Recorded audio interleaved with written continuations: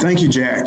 That was a great presentation, and I think really helps set the tone for the morning. Good morning, everyone. I am Jamy. I'm a professor here at Wake Forest School of Medicine and a member of the Roundtable. I'll be your moderator for the first panel discussion today. Today, we'll have 3 total sessions with panelists who will provide insight into how systems modeling approaches have been useful for a variety of stakeholders to inform solutions that address the challenges of obesity. They will highlight how they've worked together in given contexts, lessons learned, and describe how modeling approaches were used.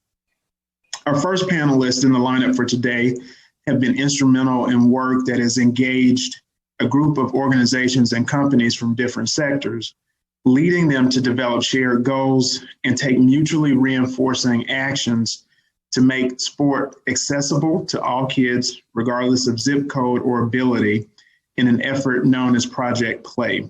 So I think this is one of the examples that hits the policy sweet spot that Jack mentioned.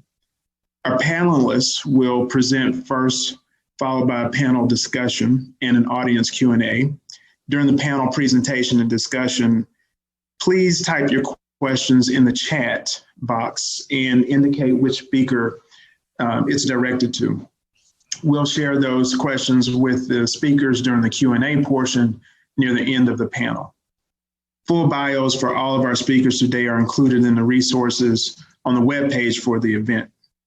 So let me go ahead and give a brief introduction to the first group of speakers for today. Tom Farrey will start off. He's the Executive Director of the Aspen Institute Sports and Society Program.